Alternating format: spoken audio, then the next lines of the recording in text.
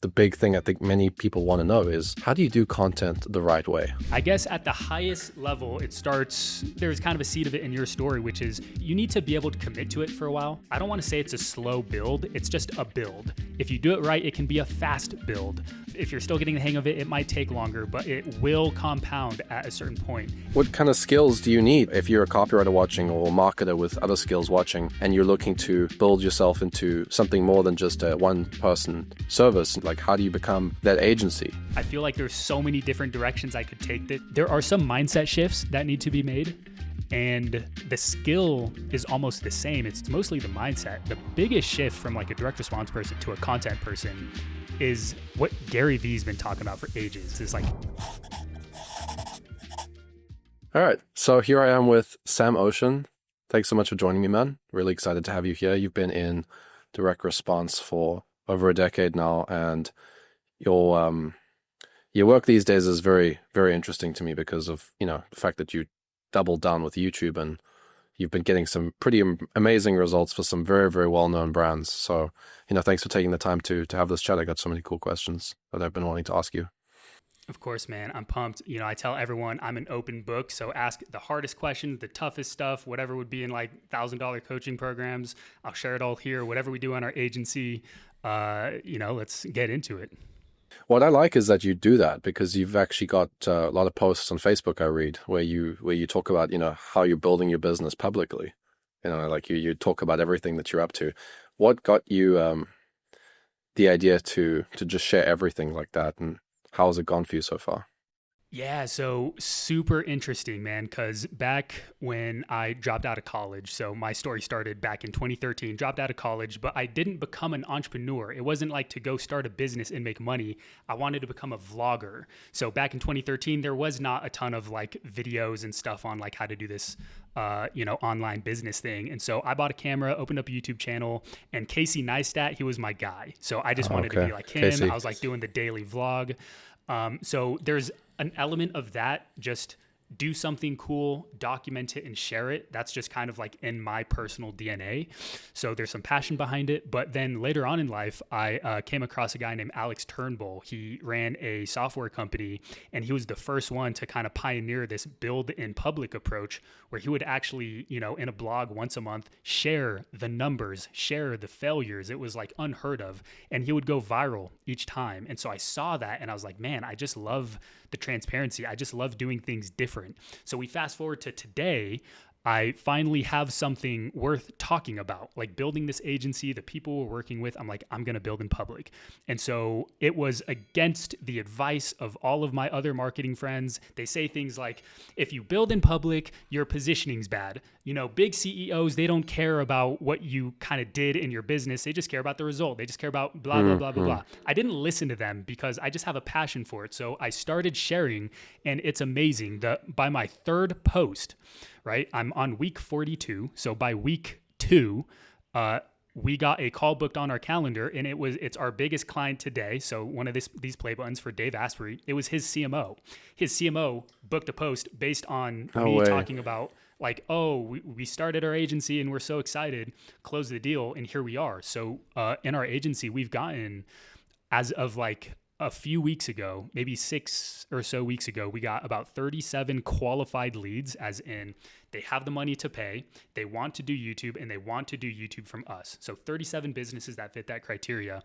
We've closed half of them, and all I do is build in public.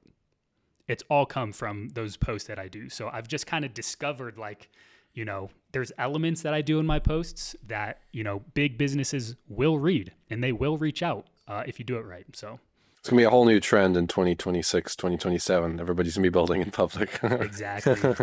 Yeah, that's a good thing that you did it now. It's like, you're doing the Sam Ocean's marketing strategy, That's going to, yeah, the SO posting system, Exactly. So, okay, so what got you into, building and helping businesses grow on YouTube after all those years in direct response? Yeah, so I when you talk to someone about what started their journey, a lot of them will say like, oh, I saw a Tai Lopez ad or something. For me, it wasn't anything like that. I was just watching YouTube. This is when I had no job. I had dropped out of college, and I saw a video from the founder of Mind Valley. And I was like, oh, this is awesome. So I just clicked over to their website, and they were like, oh, we hire people even if you don't have a degree. Like, that was phenomenal back then. So I applied. I had no experience. 5 interviews later, I got the job. I was like, whoa, like what just happened?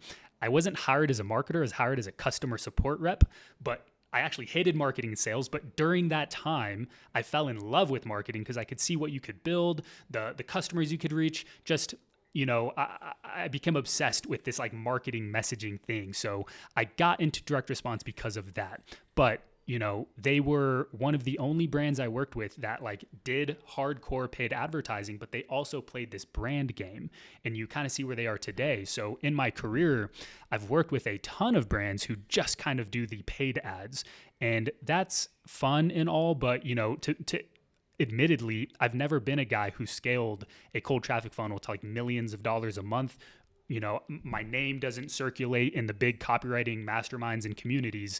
And I never knew why. I always thought like, man, maybe I'm just not good enough. Maybe I suck. Like, I was always good enough to get hired and to like run a team and to like make offers and do this stuff, but I just couldn't reach that pinnacle. Well, it was when I joined the event with Justin Goff and Dan Ferrari, right? They have their like yearly event in Mexico. Is it the one in Mexico? Okay. Yeah, the one in Mexico, just a few people. And I was the odd one out because I was kind of like shifting into this content stuff. And one of the guys there, great guy, they're so nice. And they're like, yeah, man, like the only offers that truly scale are gray hat.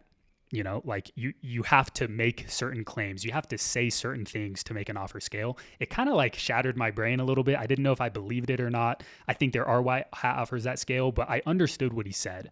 I shifted out of that industry, not because I didn't like the skill.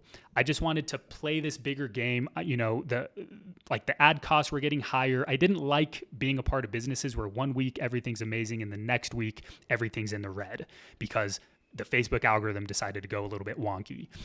I didn't like over-promising and copy. I didn't like writing the horror stories or needing to lie. And I felt like if I wanted to take the next step in my career, I would need to do that stuff. And so I've always had this passion for content, for YouTube. I worked with a channel called Charisma on Command as a marketer, nothing to do with the channel. You worked with them. That's cool. Yeah. That's what I like them. Yeah, that's amazing. It's what started my love for YouTube specifically because, man, I got into that business. I'll say some numbers only because they've publicly stated this, but they were doing like around 300K a month like profit just from what they were doing. And that was 2 videos a month that were like 15 minutes each, all leading to a sales page that didn't even have a headline. $500 course. They don't do email marketing. They don't do ads, no retargeting, no affiliates. They don't have a high ticket offer, 300K. I'm like, that's phenomenal. So I just and it's all low ticket. I mean, $500, bro. Like, it's not even 500. Like, imagine acquiring customers for $500 with Facebook ads and being like profitable. That's like pure profit, or like not pure profit, but like besides their operations and their team, there's no like ad costs. That's like crazy, for their organic YouTube. Exactly, it's a good business model. Like, granted, they do have a bigger channel, but they did it right, and that's the compounding effect of when you kind of have a brand asset, especially YouTube. And so my whole vision has been, they didn't have any direct response.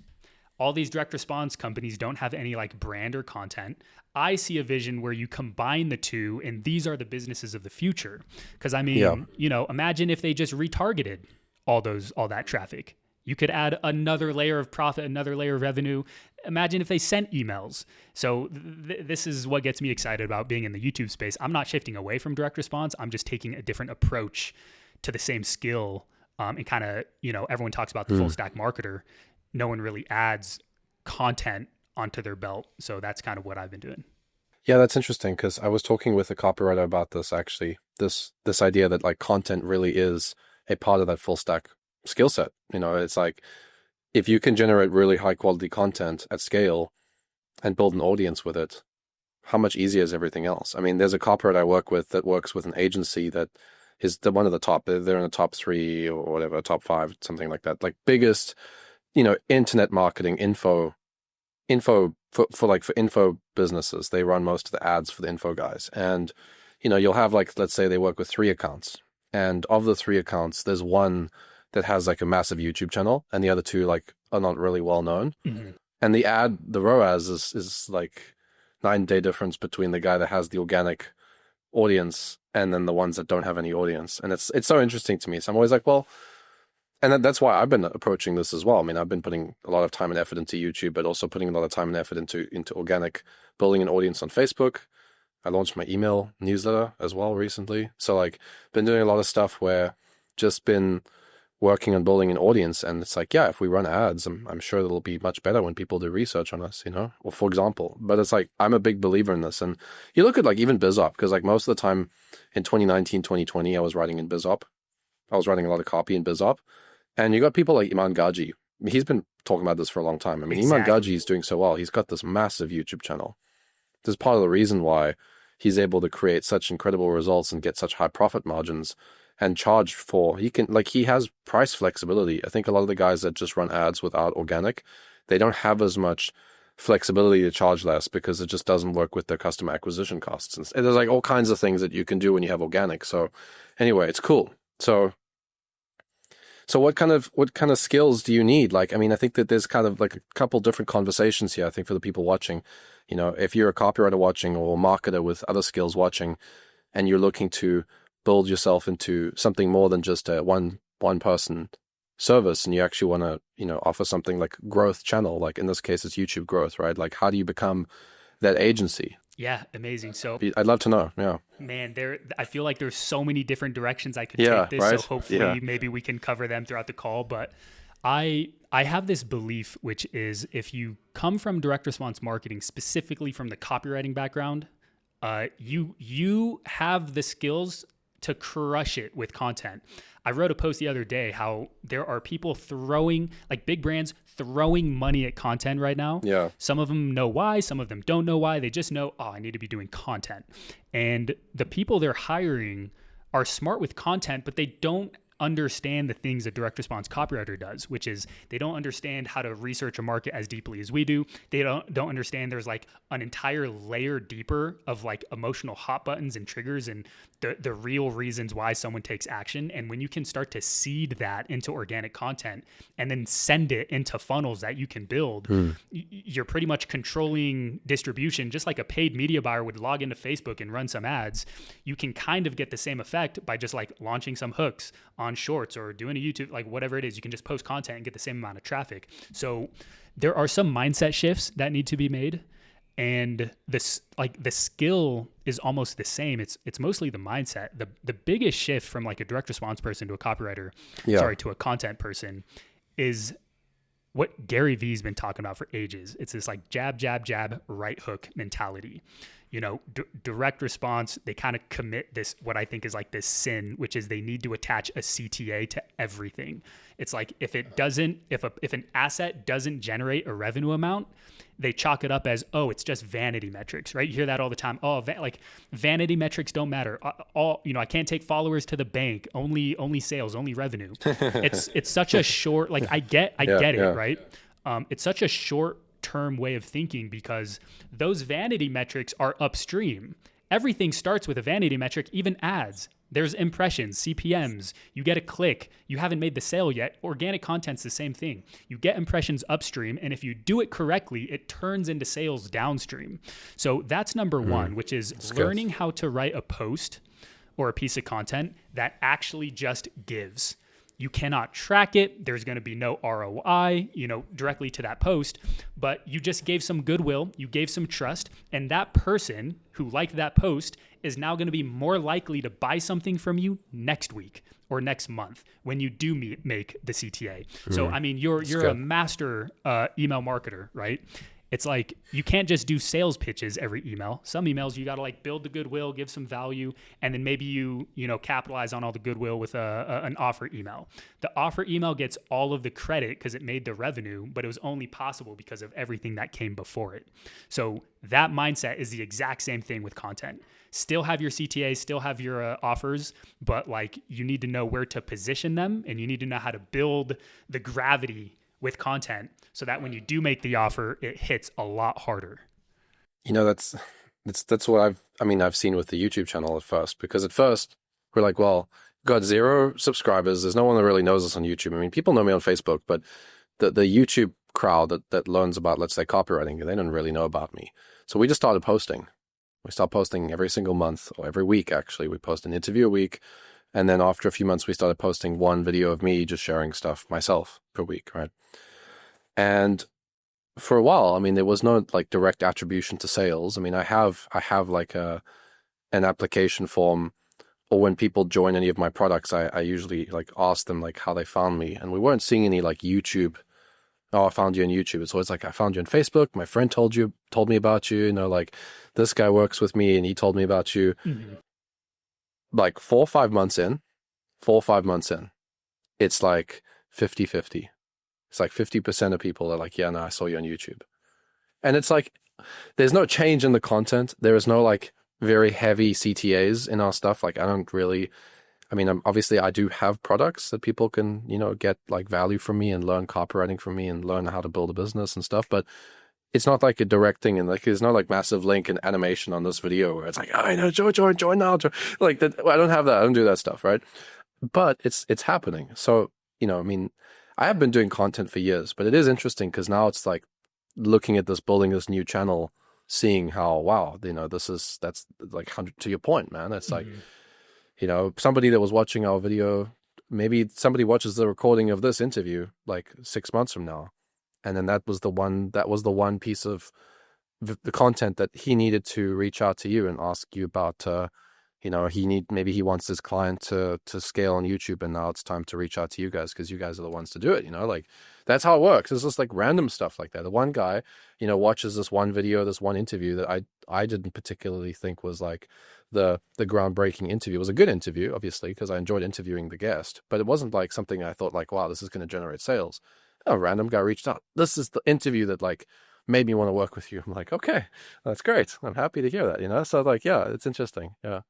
Man, that's fascinating that it's shifted more towards 50-50, because like imagine as the channel grows even bigger and it compounds even more. Copywriting is a huge market on YouTube, and man, you are ripe to like become one of the top guys, if not the guy, just because you have a way more authentic approach than so many other people who kind of occupy that space. So, it's just going to get better from here. Well, I appreciate that. And then that actually brings me to the big thing I think many people want to know is, how do you do content the right way? I know that's a massive question, but you take it where you want it, How do you approach content from a place where, yeah, you're doing it the way that you think the business is best set up to win? Yeah, content the right way. I guess at the highest level, it starts, there's kind of a seed of it in your story, which is you need to be able to commit to it for a while. It is I don't want to say it's a slow build. It's just a build. If you do it right, it can be a fast build. If you're still getting the hang of it, it might take longer, but it will compound at a certain point. And it's just better to do it on YouTube. I'm biased, but there are a lot of unbiased reasons for why that's the case. It's one of the only algorithms that will actually refeed a video that you posted months ago or years ago. Like we consistently have videos that like go viral and then it stops. And then 4 months later, it goes viral again, and then it stops. Like you can't get that with anything else. So how to do content?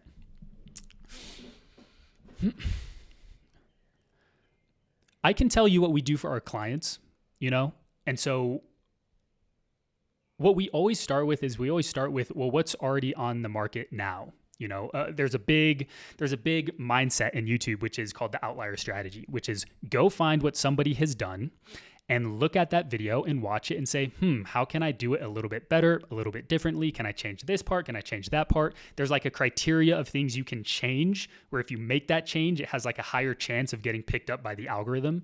And this is probably the easiest way to start. So this is what I tell people is like, go find the top 20 people in your space. Okay. That's one list. And then just go find the top like X number of videos in your space. Because there might be someone who's not in the top 20, but they had an amazing video that went viral. Right. There's like signal in that. And then you look at these and you just try to determine, like what seems to be the videos that are hitting. It's what we call an attention cluster. So I can tell you now, just because I've had clients in this space, is the attention clusters in copywriting.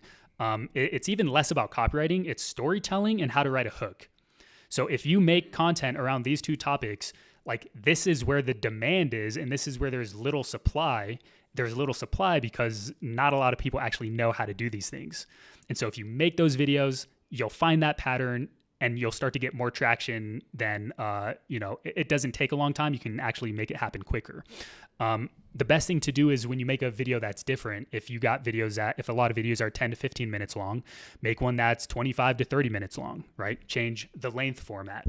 If someone is just talking about how to, this one's more common now. It's like, here's how to do this, 5 ways to do whatever, 1, 2, 3. Change it to kind of a personal story, like here's how I did this. That one shift is really working on YouTube because everyone thinks, you go to YouTube just to learn.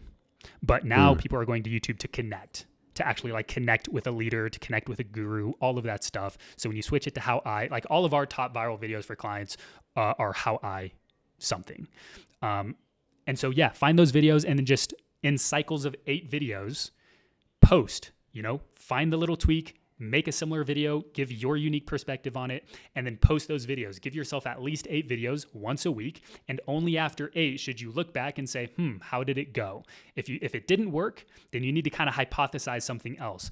Maybe my perspectives were too similar to everyone else. Maybe they weren't unique enough. So sit down and be like, what do I really feel about this? What do I really think about this industry? And then make another series of 8 videos. So you just go in cycles of 8 videos and you're trying to tweak one major thing per cycle until you crack it. And then once you crack it, that's when you kind of like double down on length, double down on quality, because you found content to market fit. That's the hardest thing to find. Content to market fit. Content to market fit. Then you just go all in on quality. Yeah. Yeah, I like that because it's like product market fit, it's like content market fit. That's cool. That's a cool. Exactly. Yeah. So why 8? Why 8? What's magic about 8? Yeah, it's just a number you can kind of pull out of thin air. Like one of the people I follow that I learned from is a guy named Patty Galloway. That's a totally different story. But this is something he recommends. There's another guy I follow on Twitter. There's like a dark underworld of YouTube. And so 8 seems to be this number where it's enough to get data. This is what's hard about YouTube is it's not like ads. You can't just whip up 20 ads, launch them today with like little budgets and see which one rises to the top and then scale that one. You just have to go all in, make a great video, post it, cross your fingers, and then see if you get kissed by Lady Luck in terms of the algorithm. And so it's good to usually post once a week.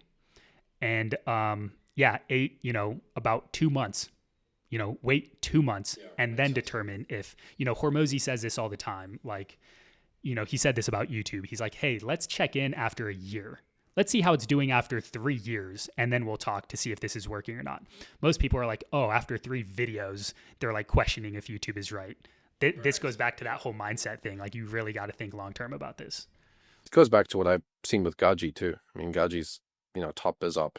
He's got like 10 years of data on YouTube. He's been posting for 10 years. So people will look at him on YouTube and be like, like the secret to selling info in 2025 and 2026 is to build like a micro. This is like maybe the new mechanism is like build a micro personal brand, like with organic and then, like run maybe retargeting ads or awareness ads or something with a couple of shared accounts. And then that's it. And then you have an email list and then you sell a high ticket behind it. Like, oh yeah, that's so new. That's so 2025, But anyway, it's like, I look at Gaji, it's like, well, like, it's no wonder he made however much he made in like 8 figures in 2022. The guy had built a like over 1 million subscriber BizOp channel. Like his audience like was waiting for this. Like, why does that surprise people? It's like this is 8 years of work or 7 years of work to get to that year. So a lot of the guys that are starting today, and I think this goes back to copywriting too, and copywriters, it's like a lot of people, they look at what's today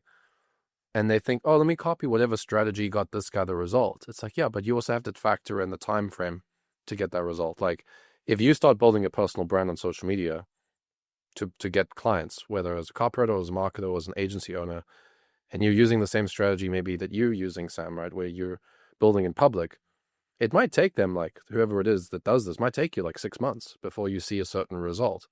It doesn't mean anything's wrong with the strategy. There's a time frame, It's like, that's how it works. That's how the game works. But I always find that's difficult to set that expectation with a business owner that's about to pay premium. That's something I've always actually struggled with is selling a business owner on a long-term vision for their business, but requiring like lots of recurring premium rates. How do you have that?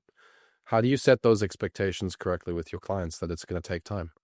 Yeah, so I mean, it's so cool you ask this because a part of my thing is transparency. I share the good and the bad. So let's talk about some bad that's happened in our business.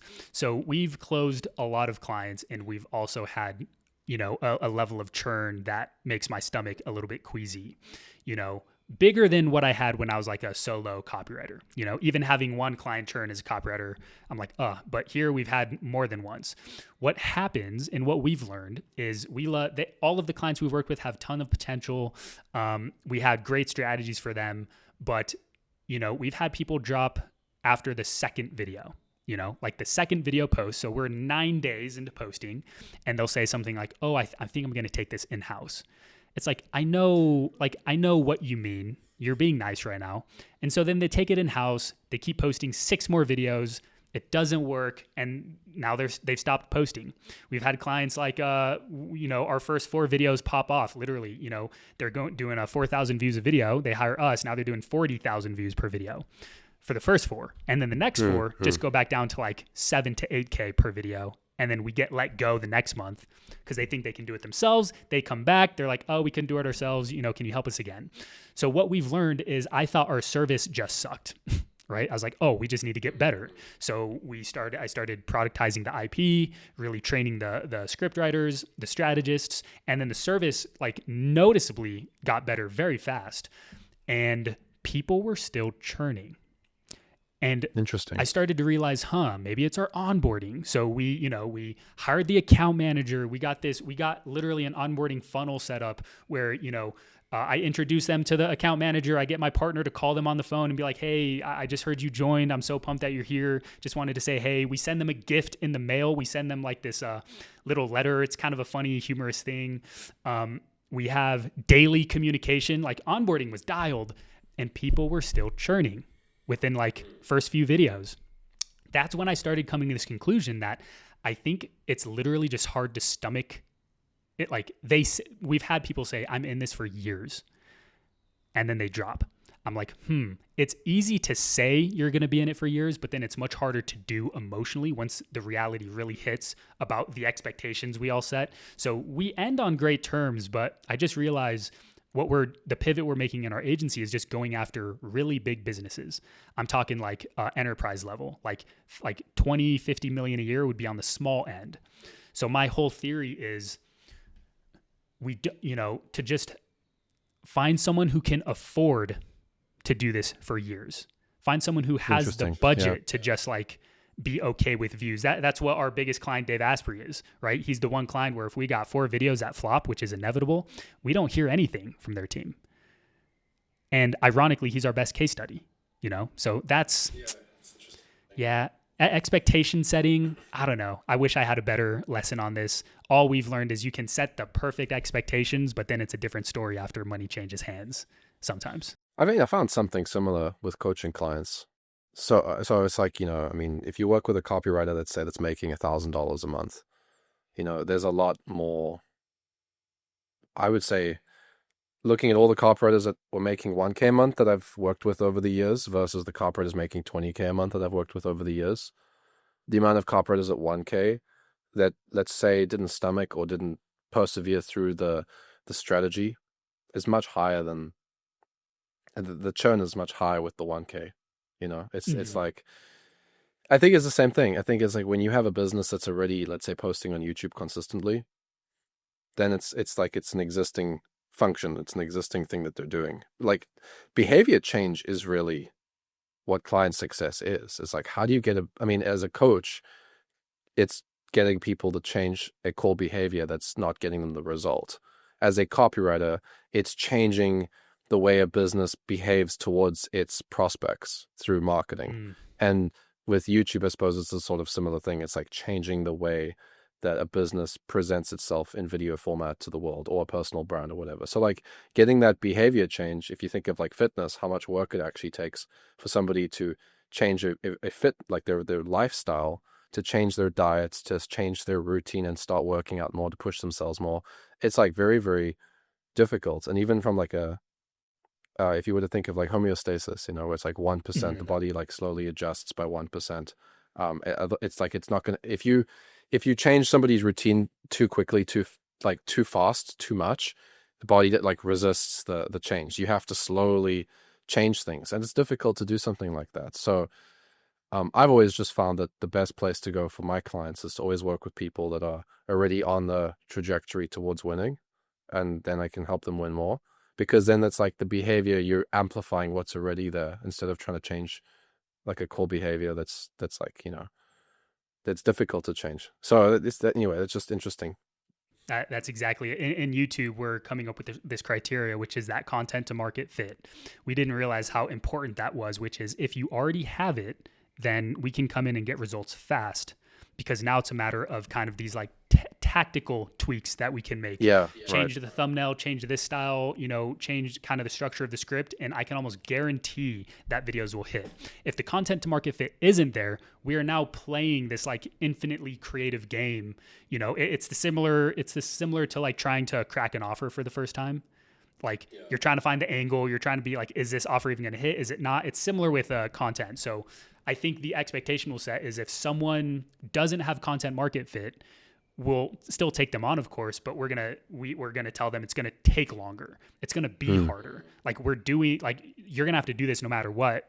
We're gonna be the best ones to figure this out for you, but I cannot predict and tell you when it's gonna happen. That's up to where we are at the moment. Yeah, I think that's a good shift. I think it's a lot easier. I mean, I know you said that you're still going to be working with people that you're going to help launch. You're still going to help launch certain channels, right? But the majority of it is going to be optimizing and taking winners and helping them. Like you're going to scale channels instead of launch channels. Yeah, exactly. That's ideally what we'd like to do. We are talking to some, after this event we just went to a couple weeks ago to go get some clients. We are talking to some enterprise level brands. They're in like the multiple eight figures who it's so interesting. They have YouTube channels, and you can tell they're kind of like throwaway channels. They'll like upload a webinar recording but they're still posting. So someone in the company has approved, yeah, we're going to post stuff to the YouTube. And so they don't have content market fit, but that's the type of business that would be fun to work with, because it's like, well, they got a huge product line. They're already doing a ton of money. And like, imagine once we get this going, how that can uplift the sales process, conversion rates, objections get handled, maybe sales cycles get shorter. So the final thing we're going to do is we're testing just going all in on a single industry, which would be the health market, because it's the biggest in YouTube. So we can build the size of agency we want just by going after one type of industry, because if a video hits with one client, we can now start to repurpose that and take it across every other client. Now the agency game gets way easier. We've had a client where we turn in the script and he's like, hey guys, this misses the mark.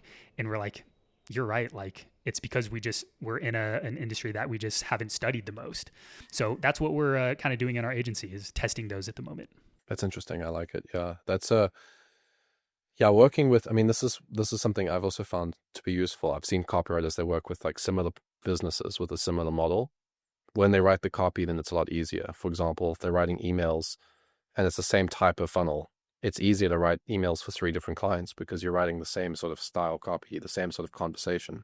So, you could do all those industries. And I often say this to people. I mean, often copywriters think like, oh, I'm not that good at this or that. I'm like, no, you just don't have 2 months of free time to sit and learn that industry. It's not that you couldn't do it. It's just that you have other priorities. It's like, oh, no, I could never write a VSL in the relationship niche. It's like, well, yeah, with your current bandwidth, with what you're doing for clients, you probably wouldn't be able to write a very good one. But I guarantee you, if I took away all your clients and you had 3 months without having to worry about anything, you would write a very good one because you would just have the time.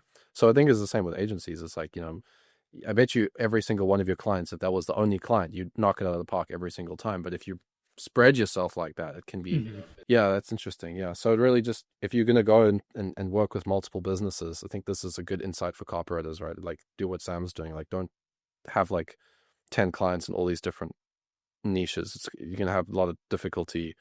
I mean, AI might help, but it's always easier. I always found when I was in BizUp, I was just doing BizUp. When I was in software, it was more software stuff. When I was writing for B2B coaches, it was mostly B2B coaches. It always was easier for me.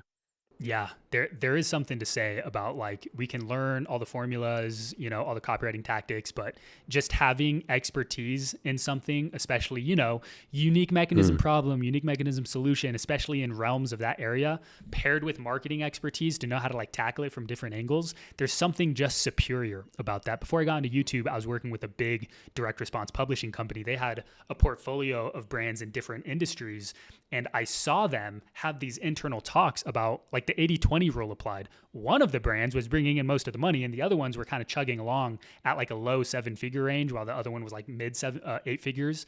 And they were like, do we just drop the other brands and just go all in on this one thing that we know best? Like everyone wants to like kind of have multiple things. And then once you have multiple things, like the grass is You always want greener. one And it's thing like, oh, again. what if I just go all in on one? But then you have one and you're like, oh, but I could, so yeah. So this brings me to something I've noticed with content, and I really want to know your perspective. You briefly touched on that when you actually talked about the benefit that all these enterprise level companies would have building their YouTube, is how much it has nothing to do with, I mean, how many other benefits, let's put it that way, how many other benefits there are for organic content besides just this like virality concept. Because every time that I've worked with copywriters who pitch business owners content, it seems that it's like there's this voice from masterminds or from somewhere where they always just say, I want to go viral. That's like that's the measuring stick of their organic content is going viral. And I've taken a different approach with my channel. I don't want to go viral because I feel like the more broad I go with, let's say, the copywriting market, the more beginners I'm going to be talking to my channel. I don't actually have anything to serve, like help beginners with, so if I went broad like that, I would just, it's not really for me, right? On the other hand, if I had a channel that was for beginners, it makes sense, right? But I find that even with like, let's just say a video with 1,000 views, there's a different level of appreciation and respect for my work I get from the community of people around me, just from the fact to have like this presence on YouTube. I mean, I'm grateful for the fact that we're actually able to have this call. I would say, it helps to have had a channel to say, hey man, I'd love to interview you and here's what I've been up to. Like I'm sure it makes a difference, and to most people that, I ask if they want to be interviewed. So I think, business owners probably know some of this, but I don't think that they realize that, you don't have to necessarily even go viral to have this scale you out. Like if your main acquisition channel's ads, and you have a good YouTube channel that's not even viral, but it's just high quality, it's like objection handling, it's positioning, it's trust building, it's content for consumption, it's creating affinity bridge. There's like how have you found that there's other benefits besides just the virality aspect of what you've done as a team for your clients? Definitely. Yeah, I have interesting thoughts because I'm one of the few guys in the agency space, or maybe even the YouTube space, who like I love virality. I love it, but only because there is a way to make a ton of money when it happens. I call it going viral in the right direction, and it is just hard to crack. Yeah, it is just hard to crack. Like, so for example, this big award, this is the channel that I own. It's inactive at the moment, but I was running it for a couple years before. We had a viral video, and the video, not even including how much money it made just by what YouTube pays you, it did about $25,000 in like a week in terms of like course sales from that one video, and it's like, the topics you want to share, there are ways to position it where you can tap into a broader audience and still get the right people. Like the markets are a lot bigger than we think, especially on YouTube. YouTube is the #1 platform in the world in terms of session time. So like the average session is like 22 minutes. And I think the next platform is Facebook at like 8 minutes. So there's just an inordinate amount of attention being spent on YouTube. If you are, what I always recommend people is, to go against my own thing I just said, a big flaw is going to YouTube and trying to go viral is your one goal. There are so many other things you can do in the meantime to get like more immediate benefits, especially revenue benefits, even without the views. So if you're just a copywriter, a personal brand, a marketer, one of the best things you can do is remove YouTube from being in the front. People think YouTube is like the thing in the front that's supposed to bring new people into my world. Reverse that, right? Just put it as something that's like in the back of your business. You have whatever your lead flow is, whatever your other platform is now, that's going to be your first touch point. And then when people come deeper into your circle or your world, that's when you should as soon as possible, try to introduce the fact subtly that you have a channel, so they can then go click from your Facebook to the YouTube and then start watching. So it's like the back door to getting traffic to your channel. And the best way to do things is, create a list of all the objections you usually get on a call, create a list of the problems your market deals with, all this stuff, and then turn each of those into a 10 to 15 minute video. And then you just have this backlog. And what you can do is you use this in the sales process. So if you're talking to someone, something comes up, you can like send them a link to a video. And it's cool because if you're like in DMs, the thumbnail pops up, the title pops up, it just looks beautiful. Whether they watch it or not, like authority is built. And this is the beautiful part. This is the optics of having a channel. Like, when I went to this event, here, I gave out these folders to our Dream 100 leads. It doesn't look like it, but there's over 200 pages in this one folder. And I only expected them to read 2 pages. So why did I put 200? Because it looks better. It feels better. The impression that you make on someone instantly is like higher, and that's what a YouTube channel does. The impression is instant, even if they don't even watch. And this is like the psychology of how you land these big 7 and 8 figure clients, because it's like, oh, will they even watch a 20-minute video? Everyone's like, no, they won't. Well, they don't need to. They just see that you're like an authority, an expert, just by looking at the titles, the thumbnails, kind of the view count sometimes. And it's just a status piece, in my opinion. I mean, this is what I've been telling copywriters. It's like, hey, listen, guys, like it doesn't matter if, like I told them, especially with posting on Facebook, like let's just use Facebook for a second and say, hey, listen. So, the likelihood that a business owner making $10 million a year is looking to you as the thought leader is kind of a little bit delusional, because they're not going to be thinking about that. They're making 10 million. They're talking to other people. They probably, brushing shoulders with people making $10 million a month. And now they suddenly find themselves like, like small again. And so now they're looking up, and at least in money terms, they're looking to the richer guys. So your organic content is not necessarily designed to like, oh, wow, that's so interesting, I'm going to follow this copywriter. Like, that's not really how it works. But what you can do is you can write your content in a way where, you're telling your story, you're sharing your journey. If a business owner is doing some homework on you, whether or not they're going to hire you, for example, now they're like, what is this person up to? Now they look at the profile, they maybe read through 1 or 2 stories, but then they see some like related language that they resonate with based on their business. They're like, this person's in my world. They're in my world. They understand my marketing. They understand how I do what I do. They do stuff similar for their business and their clients.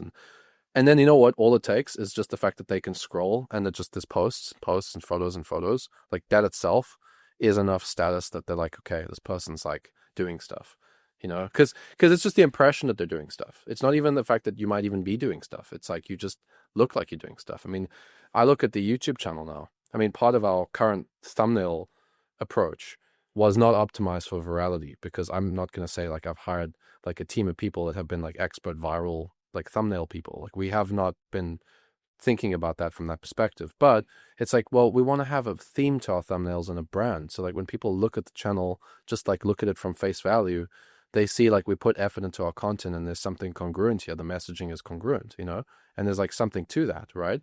So we used it in that way. And it's like every single time we upload a new video, it's cool that I can scroll in those videos. Like being able to say, hey, this is how much effort we put in. This is something that's real. Somebody looks at that, they're not going to think, no, this is just some random. They're like, wow, this must be a legit channel with like legit stuff to say, because he's got 80, 100 videos or whatever, right? So, to your point, like I think, copywriters, agency owners, marketers in general would just very much benefit from being consistent with content, regardless of if people read it. Don't write it for the virality, write it so that if people do their homework on you, then you're talking to them when they're doing their homework. It's like objection handling, I guess you could call it, right? Yeah. You're like a hidden content genius yourself, Well, I mean, I think that stuff is I think people just like to follow buzzwords, and I think our industry would benefit a lot from people just thinking about what the real value is and where real value is. Real value is in relationships. Real value is in building trust. Real value is in delivering what one promises. And when you have those sort of fundamentals in place, like a lot of stuff kind of works a lot better than just saying like, oh, everybody's doing this, let's go do this. Oh, everybody's doing this. Okay, actually, you know what? Can we rest a challenge I've been dealing with, please? I want to know what you think about thumbnails, okay? Because there are so many different like schools of thought within the direct response community of people that scale on YouTube, and then there's other guys that are like more mainstream YouTubers, and then there's these guys, and then there's like growth hacking YouTubers, and the one guy's like, oh, you're going to do this strategy to find a thumbnail. This guy's like, you're going to do this strategy. And I'm just like, I actually have no idea, Sam. Like at this point, it's like, do we just A, B, C, D, E, F, like split test, and then just like, what is there a formula to this? Is there a process that actually is like reliably good, or is it just creative testing, like ads or something?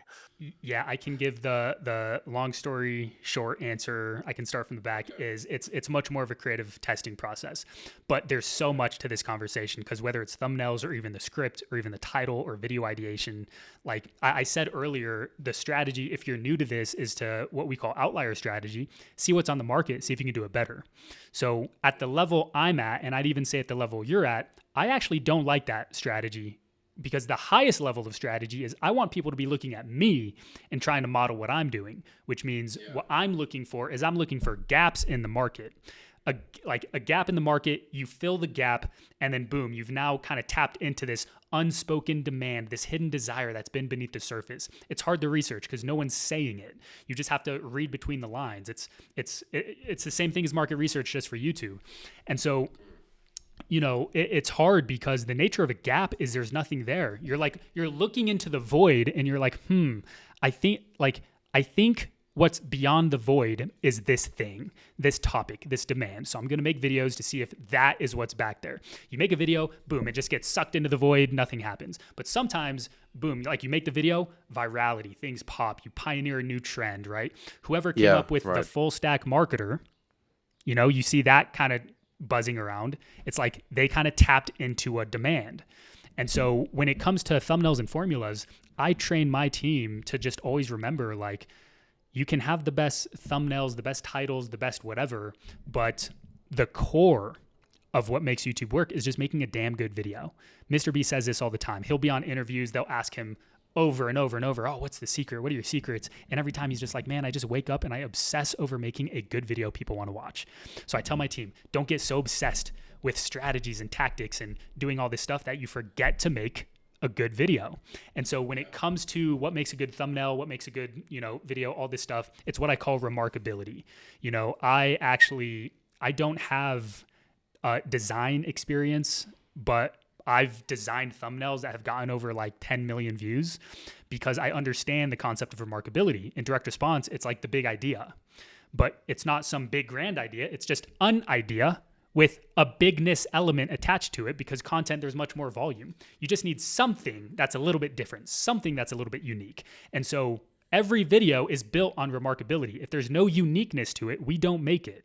Once there is uniqueness, we then convey that in the title. We then convey that in the thumbnail, right? And so it's like, well, so how are you supposed to design it? Well, as long as the unique idea is being conveyed visually, right? The remarkable idea visualized, you can kind of design it however you want. Now we can get into tactics, which is like, you want to keep your thumbnail simple. Usually just want to have like anywhere from 2 to 3 different like visual elements. There's usually a hierarchy. Like, what does your eye look at first? Does it look at this, this, and then this? If that doesn't naturally happen, it means your thumbnail might be too cluttered. So that there should be something that obviously 100% of eyeballs go to this one visual element first. And that element needs to be persuasive. It needs to help with conveying the idea a little bit. And so you want to have contrast, right? So if you've got a dark background, maybe use white text. Like that contrast is enough. If you got a blue background, maybe you use like a yellow, like black text with like a yellow background behind the text. Just some type of visual contrast. And then for you, actually for any personal brand, is you want to have a brand recognition element, which is like over time, someone's going to be like, oh, before they even look at the title or who posted it, they're like, oh, this looks like a Matthew thumbnail. This looks like a Sam Ocean thumbnail. Like that brand recognition is super important. So that's my thought on it. It's not as tactical as what everyone else makes it believe, Yeah. Thumbnails can look totally different. Titles can look totally different. as long as it does that. I found this actually like a little bit. So I'm glad that you've expanded this, because for me, what I was doing was coming up with video ideas, and then we were coming up with the titles and the thumbnails and trying to make it, let's just use the word pop, or make it pop, or make it remarkable, right?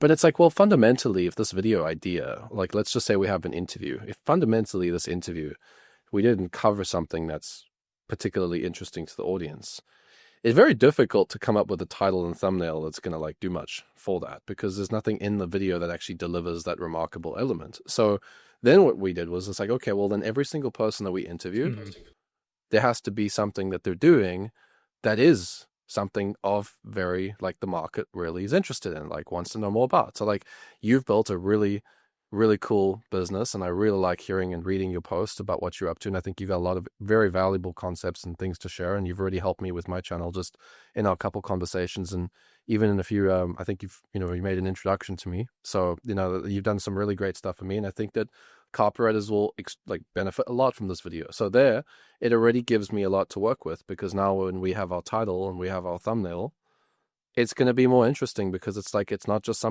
like some random stuff. And it's the same with the main videos that we've been creating. It's like, I came up with a video where it's like, we're going to expose all the copy gurus.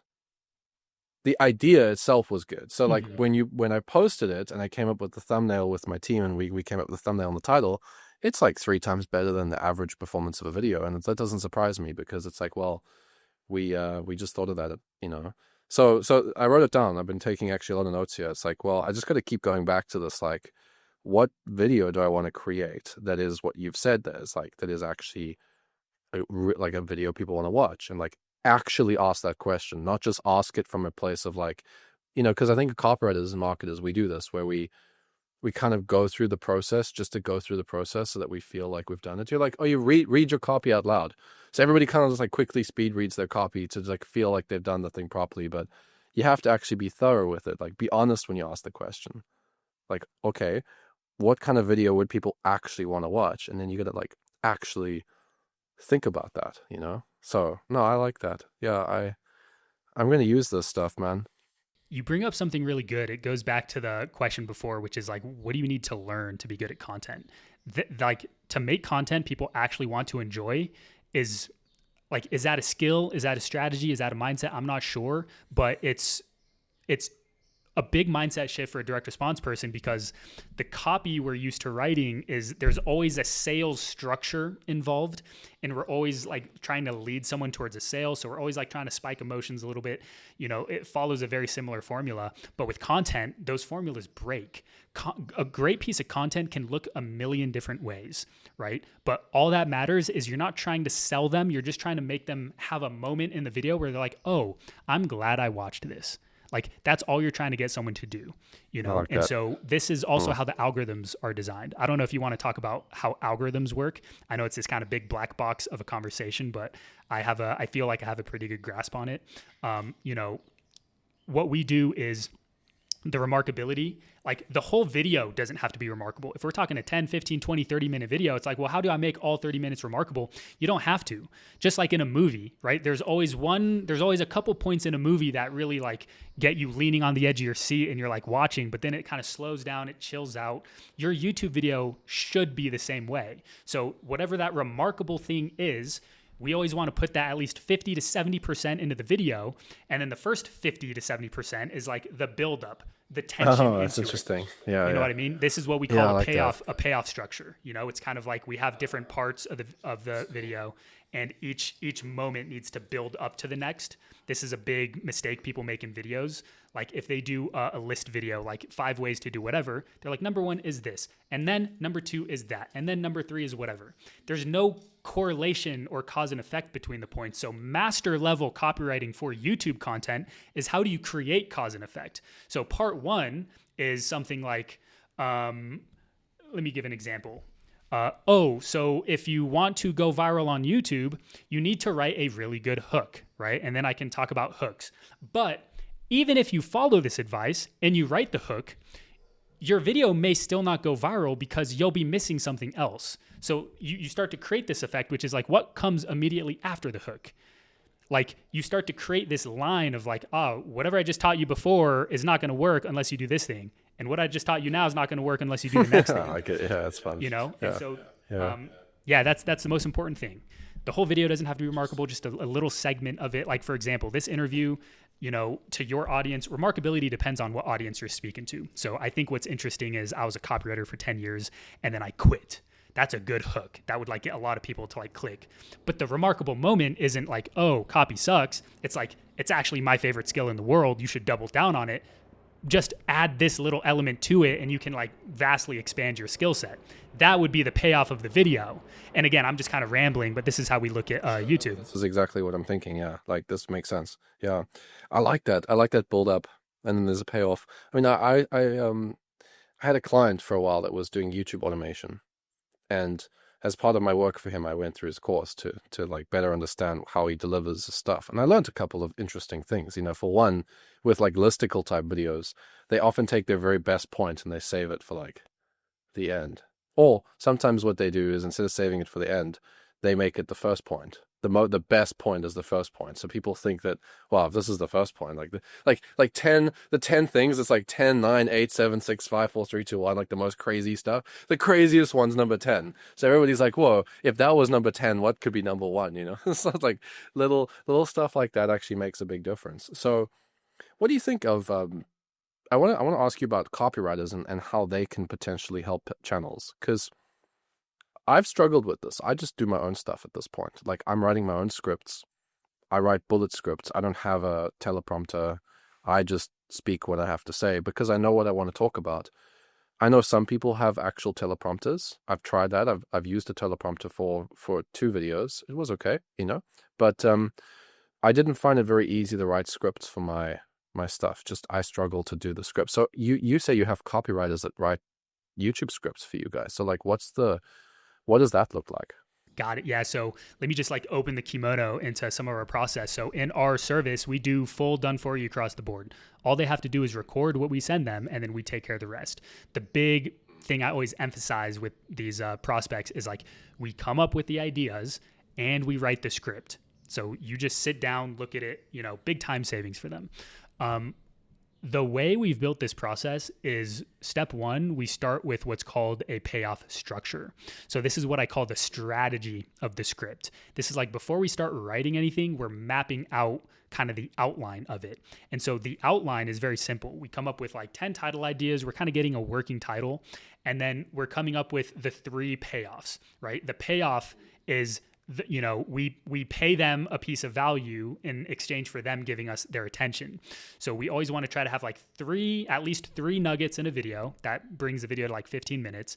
And the structure of each payoff is always like, we're going to validate their existing worldview. So something they already know. We're going to say, yep, this is true, yada, yada, yada. It shows them we're like in their world, and then we're going to take them on a journey. We're going to give them the twist. But this thing, there's a twist, there's a whatever, and this would be like the problem, right? In direct response marketing, it's like, here's the real problem. So you think the problem is this, it's why you're not getting the results, it's why you're not getting clients. But, what I've discovered over 10 years is all these things you've been learning doesn't actually matter if you're not doing this one thing. And so then you start to teach that one thing.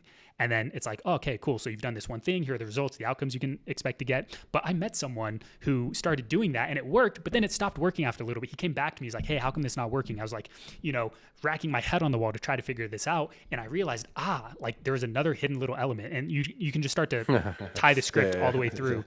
And I'm already curious what that thing is now. Yeah, exactly. It's just quite good. And that's the art of long form, right? Long form sales page, long form content.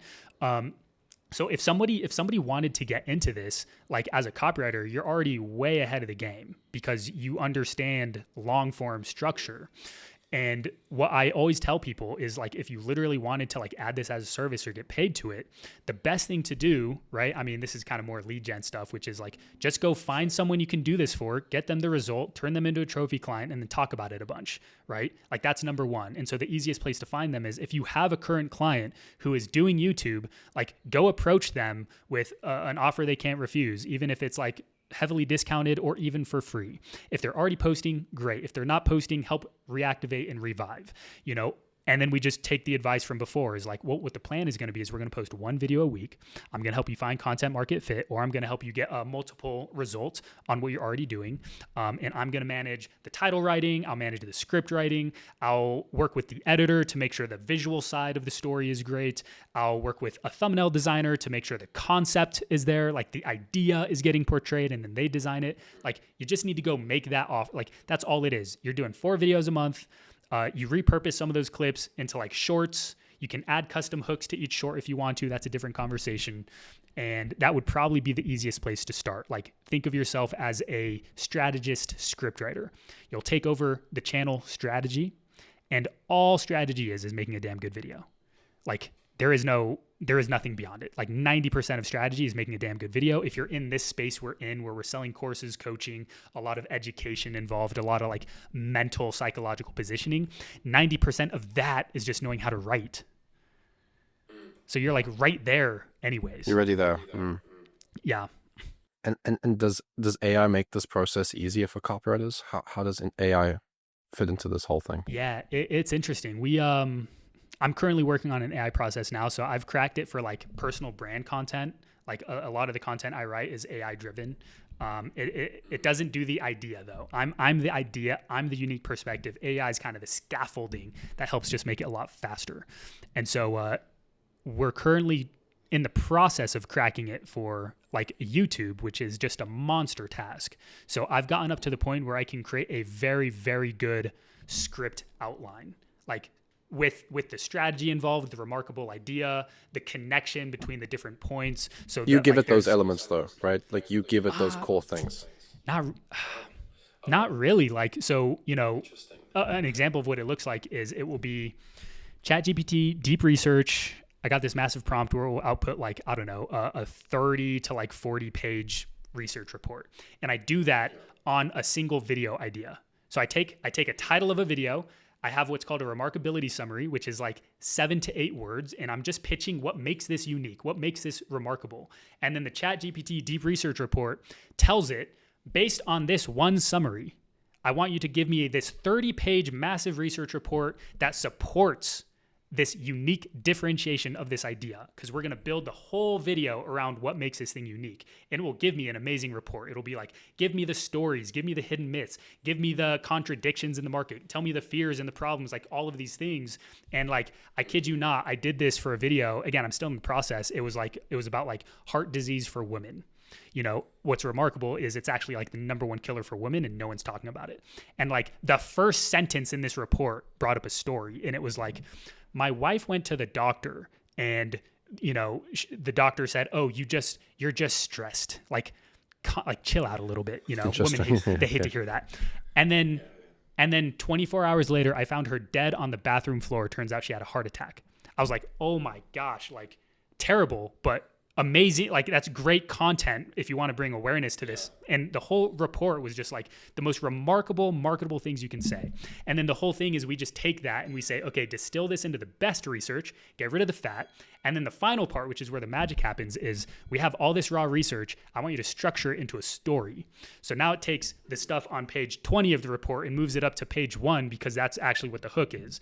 And it's like, well, what's the climax? Well, it's this thing. So what's on page 5 comes to page whatever. And it's like, fill in the gaps. So there's escalation, cause and effect between the two. We're up to that point. What I have not figured out yet is how to take that and then turn it into an actual like word for word script. That part has surprisingly been harder than I thought. Well, I think you've also got to deal with the voice, right? I mean, it depends on the clients too, right? So you have to manage the voice. You also have to manage like their philosophies and perspectives. Like, there'd probably be a lot of other interesting. So do you come up with the remarkable statement then? Like the thing that you give ChatGPT to do a research breakdown on? Like, let's say you sit with your team and brainstorm that initial idea, and then you give it that prompt. Is that sort of what? It's like a mix, like all in this space. The best way to think about remarkability is all it is something worth remarking about, which literally means if somebody else hears it, they will feel compelled to go talk about it. They'll talk about it to their friend. They'll whisper about it to their boyfriend, girlfriend. They'll share it in a DM. Like, whatever gets someone to do that is what you want to build your content around. And so half the time we find it, the other half we can like really talk back and forth with ChatGPT and like help us figure out Like we have an idea, we have a feeling, but we just don't know how to put it into words. It can be very simple. Like literally the easiest way to do this is whatever someone thinks the problem is, like what's the real, what's the actual problem underneath? There's remarkability in that, which is great for direct response. So for example, we're doing a video on posture, how to fix your posture. And the remarkable element was a lot of people think like posture is a problem in your back, but it's actually a problem in your pelvis. That one sentence alone has a hint of like, like that's kind of cool. That's kind of interesting. And that's all you need to make a good video. That's all that's needed. So you find that little twist, that little truth, and then you build the whole video around that.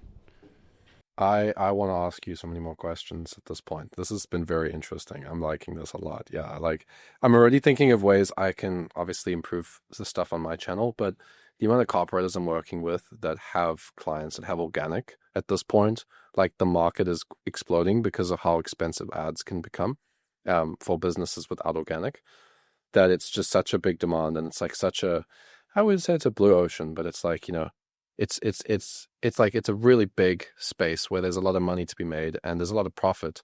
So copywriters can come in and or marketing strategists or YouTube growth experts can come in and actually add a lot of value. So where can people learn more from you and see what you're up to? Do you have an email list? Do you just post on Facebook? Where's your secrets? On Facebook is where I do post everything. So I do have an email list, thesamocean.com.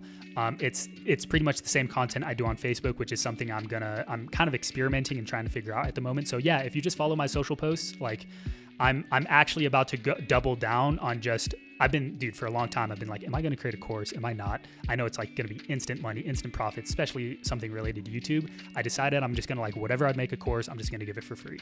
I'm going to keep playing kind of the agency game. I'm excited for certain visions and goals we have. So yeah, if you just follow the email list, I'm going to start dropping more stuff there and start teasing more on social. I think that's what I'm going to try at least for a few months. And I'm also against what other people tell me, I'm very available. Like if you DM me and you got a question, I'm always answering back. It helps me figure out how to talk about this. So I love it. I just love to help, just like the people helped me back when I was first starting. Thanks so much, man. Well, that's awesome. I'm sure you're going to get a couple of people send you a message after this and say thanks, and also asking for some secrets. Of course. So yeah, no, I really appreciate it. That's very interesting. I got a couple pages of notes over here. So we're going to maybe have to do an encore at some point where we go into even more secrets. But yeah, thanks so much for your time, man. And I'll see you in the next one. Take care. Matthew, thank you. Yeah.